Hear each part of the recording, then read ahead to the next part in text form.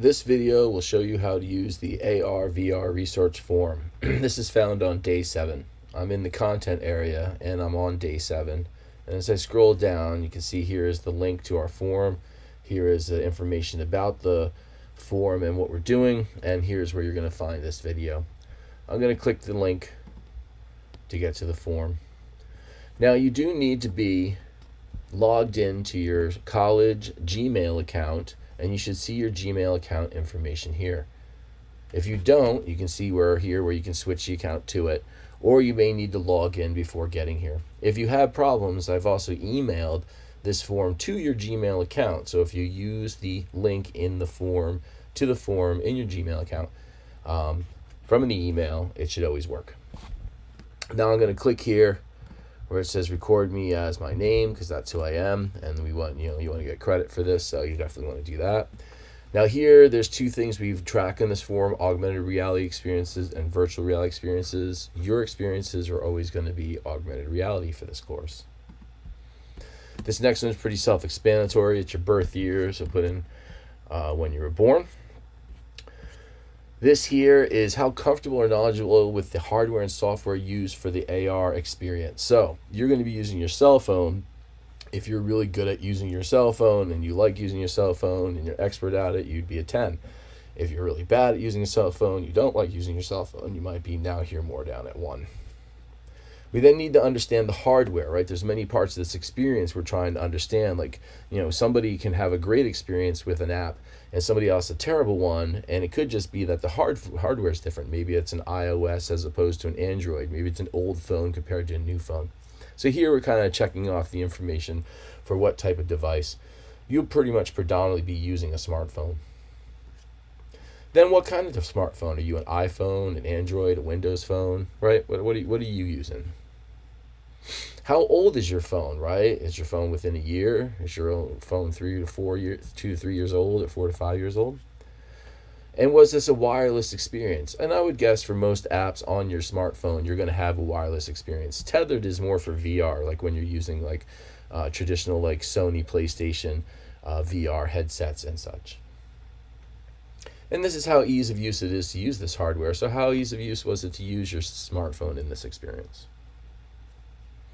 Next, we need to know the software, the name of the app. So you want this to be accurate. You want it to be the exact name the app is, so that when we have other people rate the same app, we can then look at those apps and judge the data according to the information compared to different people reviewing it.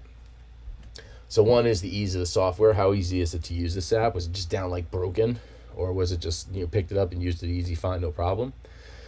How familiar you are with the experience's subject matter. So the subject matter is maybe it's an AR app that generates ghosts and you shoot ghosts. And do you like ghosts? Are ghosts fun for you? Then you would like that. It's one of your more favorite things. If it's not something you ever think about, it just happens to be an app you chose because you're researching different apps, then maybe you've never really seen that subject matter before.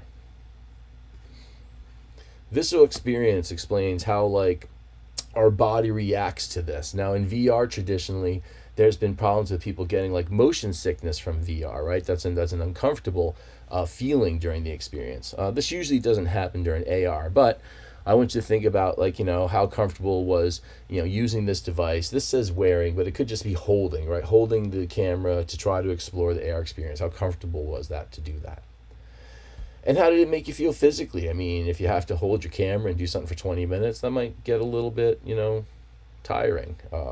You can see here, bad motion sickness is kind of on the VR side. But, if you have really choppy frames, you might get that feeling.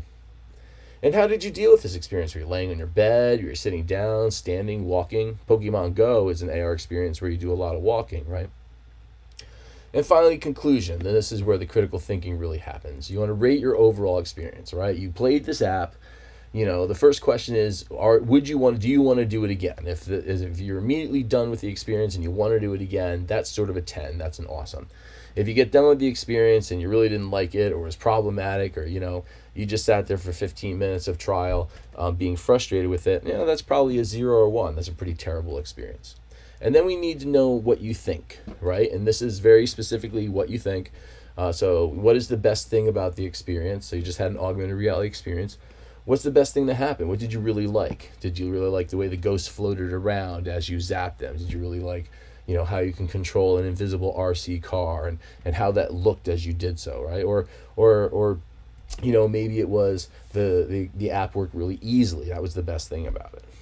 And then, of course, the opposite. What's the worst thing about the experience? Was the app hard to use? Was it jittery? Did it crash sometimes? Did it just have some sort of error? Did it not work properly? Or it did work properly, but it really it didn't enhance the experience. Doing it some other more traditional way would have been better.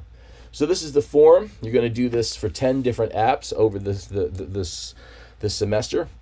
When you're done filling out the form, you hit submit, and that's it.